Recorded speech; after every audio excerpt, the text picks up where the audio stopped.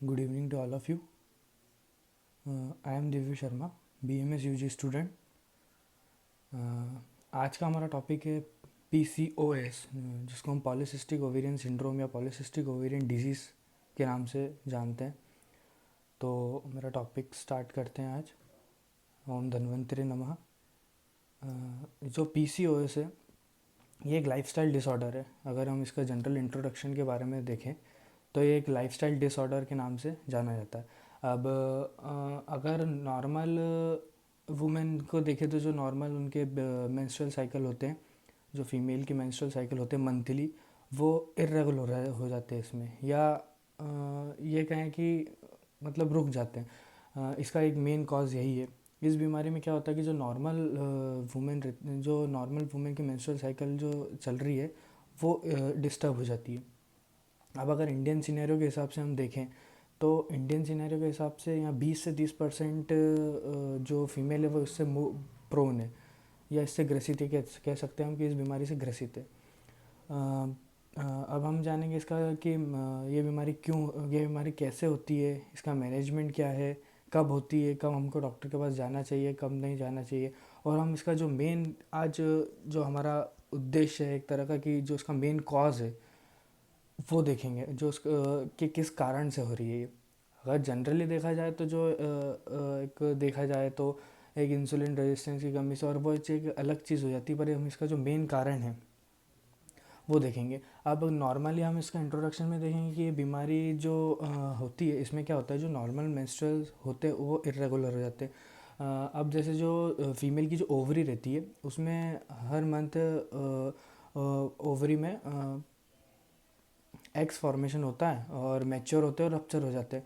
पर इस PCOS जो है, पॉलीसिस्टिक ओवेरियन सिंड्रोम, इस बीमारी में क्या होता है कि जो फीमेल है उसकी ओवरी में एग्स फॉर्मेशन तो हो रहे हैं पर वो इमेच्योर फॉर्म में हो रहे हैं.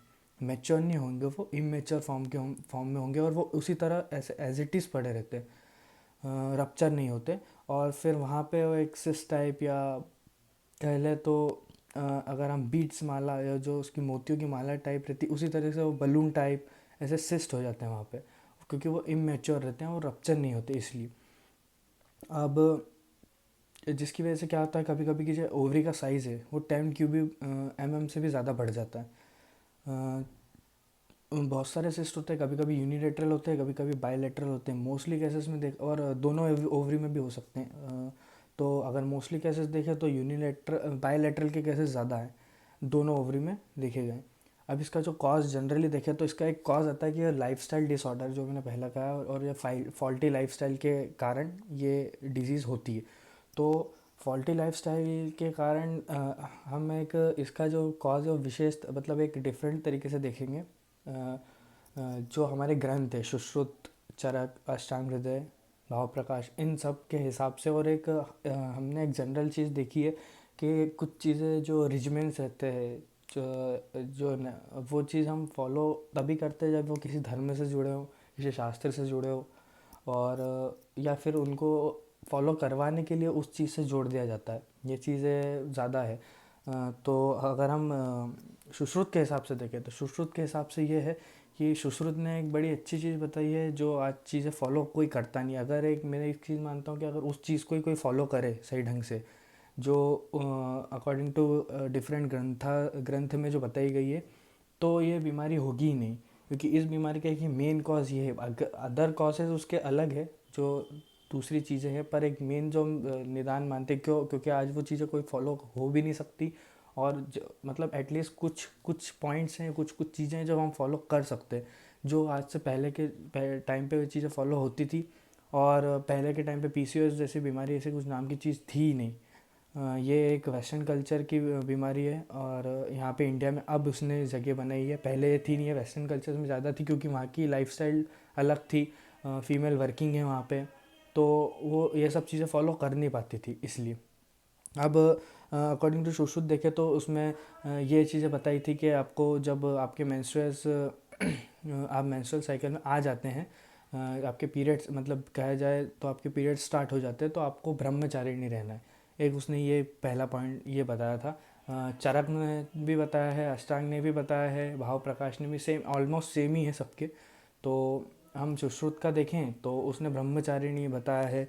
और दिन में सोना, उसने मतलब ऐसी चीज़ें हैं जो उसने कॉन्ट्रा इंडिकेटेड की कि ये चीज़ें नहीं करें तो आपको मतलब कुछ ऐसी बीमारी अ, से आगे आपको भविष्य में ग्रसित नहीं होना पड़ेगा। तो दिन में सोना, अंजन लगाना और अपना आंसू गिरना, ये इस टाइप के अनुलेपन, अनुलेपन मतलब होता है क्रीम पाउडर लगाना इस टाइम पे। अब कुछ ना कुछ ऐसा चीज़ रही होगी, अभ्यंग। और अभ्यंग मतलब जो मसाज होती है नख कर्तने की, उसने बताया जो हम नेल्स काटते हैं। और एक इसके जो मेन चीज़ है दौड़ना, हंसना, ये चीज़ें क्या करती है कि जो हमारी बॉडी में एक जो वात होता है, वायु, उसको प्रकोपित करती है। वो प्रकोपित होता है तो वो एक मतलब जो वैसे ही बॉडी में वीकनेस आ रही है, वैसे ही बॉडी वीक हो चुकी है, क्योंकि कुछ चीज़ हमारी बॉडी से बाहर निकल रही है और ऑब्वियसली रक्त बाहर निकल रहा है तो वीक होगी बॉडी। तो और हम वही चीज़ कर रहे हैं, हम मतलब उस चीज़ को बढ़ाने के उपाय हैं ये। आजकल के जो सिनेरियो चल रहा है कि जो पैड्स चल रहे हैं, या ये जो जितने भी हम सेफ्टी जो सैनिटरी पैड्स आते हैं, उससे क्या होता है कि हम वो चीज़, कुछ चीज़ जो बाहर निकल रही है उसको रोक रहे हैं। हमारे ग्रंथ अकॉर्डिंग टू आयुर्वेद में ये एक ब्यूटी है कि किसी चीज़ को कुछ गलत चीज़ के जैसे अशुद्ध रक्त बोलते हैं हम उसको, वो चीज़ बाहर निकल रही है, हम वही चीज़ रोक रहे हैं। या हम ऐसे उसी पे मतलब ऐसी मतलब दवाइयाँ खा रहे हैं जिससे हम हमारे पीरियड्स को डिले कर रहे हैं। तो ये सारी चीज़ें बहुत आगे आके बहुत ऑब्वियसली मतलब मैं मानता हूँ 90% ये चीज़ पीसीओएस को कॉज करती है, या कुछ ऐसी डिजीज़ कॉज करती है। देखा जाए तो जो इसमें बोला, हंसना, दौड़ लगाना या ज़्यादा तेज़ बोलना, और व्यायाम जो एक मेन चीज़ है, व्यायाम का परित्याग करना।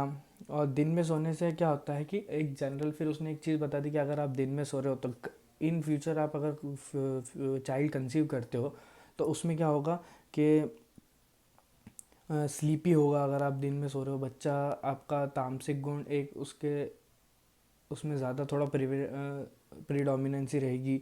और अंजन लगाने से मतलब एक अलग अलग चीज़ें बोली गई है कि बच्चे को आई प्रॉब्लम या ऐसा कुछ होगा।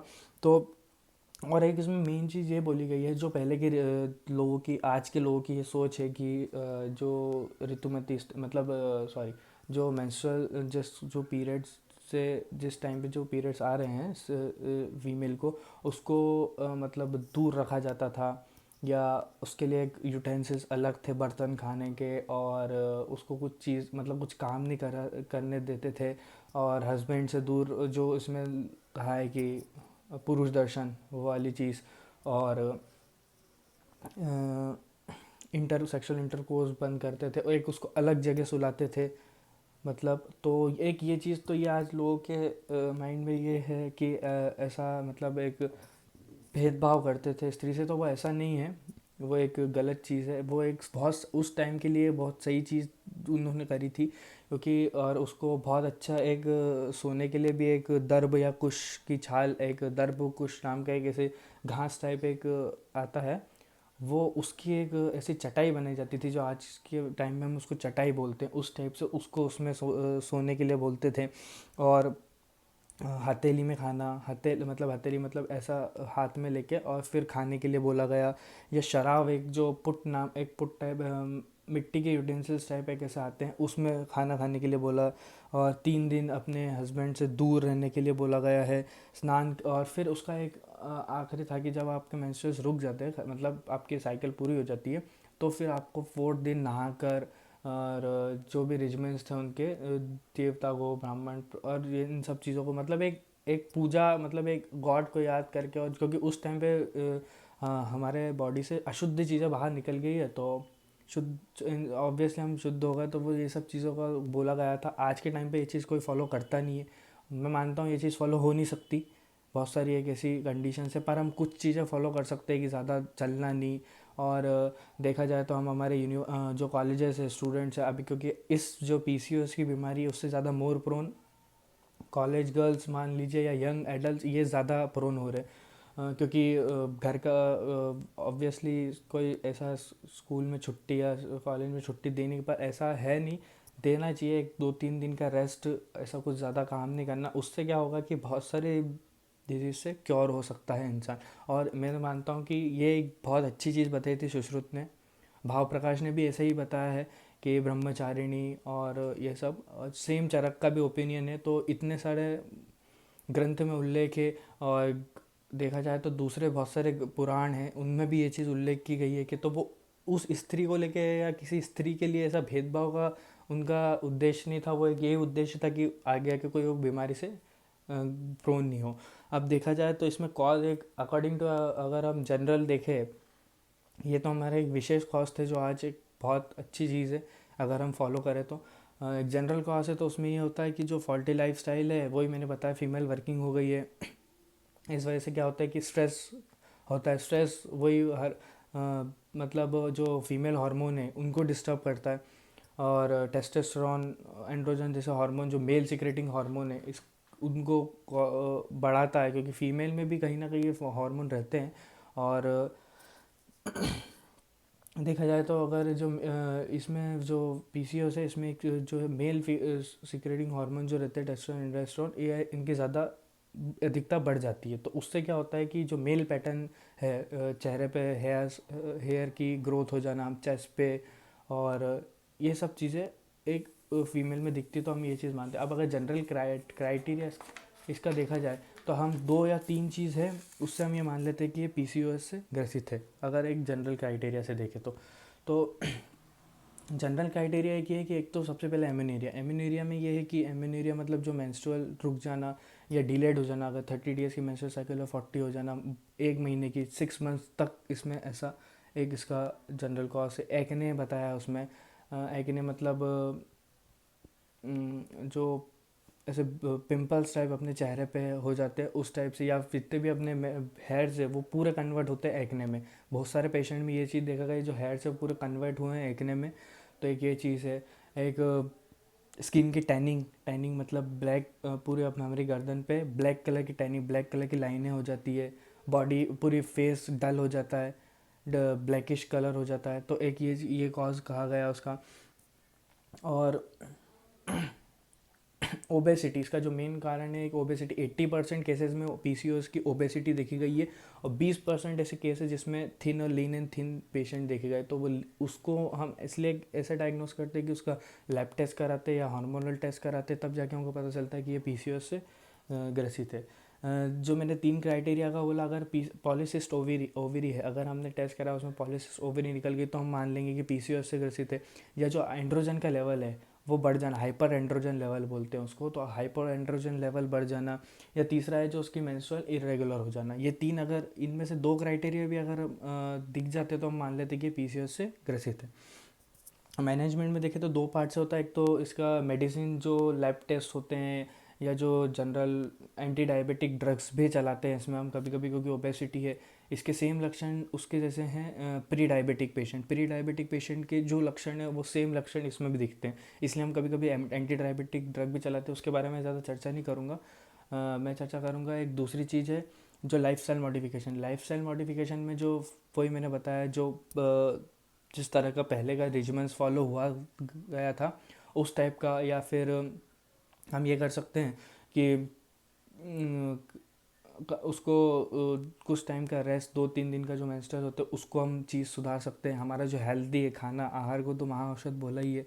तो खाना, जो आहार हमारा जो फूड है वो किस टाइप का हम फूड खा रहे हैं, ज़्यादा oily food, Chinese food, junk food type, या ऐसा मैदा, कॉर्नफ्लोर, कैफरीन वाली चीज़ें, अल्कोहल, ये सब चीज़ें इसमें अवॉइड करें। अगर आप इससे प्रोन होगा नहीं भी हुए हो तो और जो शुगर है उसको ज़्यादा कम करें, क्योंकि इसमें ओबेसिटी का थोड़ा कॉज बड़ा है। तो उसमें शुगर, नेचुरल शुगर है, सीजनल फ्रूट्स है। देखो नेचुरल चीज़ कुछ भी कॉज करती नहीं कभी कुछ। अगर आप आर्टिफिशियल, अभी शुगर है और ये सब चीज़ें ऑब्वियसली ओबेसिटी को और उनको बढ़ाती है। कभी कभी पेशेंट्स ये समझते हैं कि इनफर्टिलिटी का भी केस हो, क्योंकि इसका एक कॉज इनफर्टिलिटी भी है, तो इनफर्टिलिटी का भी केस होता है। पर जब वो चेक कराने आते हैं तो फिर उनको पता चलता है कि पीसीओएस है, तो ऐसा नहीं है, बीमारी इतनी वो नहीं है। इसमें भी एक जो हमारी जनरल चिकित्सा चलती है, सीधा ब्यूटी ऑफ आयुर्वेदा, हर बार मैं ये बोलता हूँ कि उसमें भी आश्वासन थेरेपी होती है सबसे पहले। तो एक हाँ होता है, ठीक होती है, ऐसी कोई इतनी बड़ी बीमारी नहीं है, उससे डरने की ज़रूरत भी नहीं है। और हम योगा अब इसका जो हम देखा जाए जनरल मैनेजमेंट जो मैं बता रहा था उसमें योगा कर सकते हैं, नौका आसन कर सकते हैं हम, और जो मेडिटेशन कर सकते हैं 30 मिनट का जनरल, और धनुरासन कर सकते हैं। ये सब चीज़ें क्या होता है, जो पेल्विक फ्लोर रहता है उसको बढ़ाता है, सप्लाई जो रहती है उनको बढ़ाता है, तो वो बहुत अच्छा रहेगा। और मैं बोलता हूँ कि जितने भी आप चीज़ें कर रहे हैं किसी एक्सपर्ट की एडवाइस से करें। डाइट टाइप में भी मैं जो बताया मैंने आपको, ब्राउन शुगर और ये सब चीज़ें जितनी भी शुगर रहती है, और खाना खाने के बाद थोड़ा घूमना, जो चीज़ गई गई थी तो वो शुरू में भी 100 पात और राजा की तरह बैठने वाली कंडीशन थी कि आप खाना खाने के बाद थोड़ी देर बैठें स्ट्रेट और फिर उसके बाद घूमें, और ये सब चीज़ें तो एक इस मॉडिफिकेशन से भी हो सकता है। मैं मानता हूँ अगर आप लाइफस्टाइल मॉडिफिकेशन करेंगे तो 50% से ज़्यादा क्योर पीसीओएस खाली लाइफस्टाइल ही मॉडिफिकेशन से होता है। और जो मैंने विशेष कारण बताया उस पर ऊपर थोड़ा ज़्यादा ध्यान दें, क्योंकि आज वो कोई फॉलो करता नहीं हो। मैं मानता हूँ अगर वो हल्का सा भी, इतना कोई फॉलो नहीं करता पर जनरल हम अपनी दिनचर्या तो बदल सकते हैं, तो उससे भी होगा। जनरल मेडिसिन बताएं आयुर्वेद की, तो मेथी फेनुग्री जो होते हैं उससे, उसकी एक्सट्रैक्ट की बहुत अच्छी दवाइयाँ बनती है, क्योंकि वो भी एंटी डायबिटिक होता है। तो वो क्या करता है कि मेथी का एक बहुत अच्छा रोल है कि स्किन की जो टैनिंग रहती है वो ख़त्म करती है वो। और एक ये काम भी करती है कि जो इमेच्योर है कि उनको भी बहुत अच्छा मतलब क्योर करती है। इसमें देखा जाए तो मेथी का ऐसा लोग आजकल क्या क्या टाइम पास हो गया है कि कुछ बोल दिया ना तो फिर मतलब दिन भर वो ही चल रहा, हर किसी को एडवाइस करना। तो ऐसा नहीं, मेथी का साइड इफ़ेक्ट भी है कि वो ब्लीडिंग कॉज करती है। तो थोड़ा कंसल्ट के डॉक्टर के कंसल्ट के थ्रू ही खाएं, ऐसा हर कभी कुछ भी नहीं खाना। उसको हम आंवले के साथ ले सकते हैं जनरल। और क्योंकि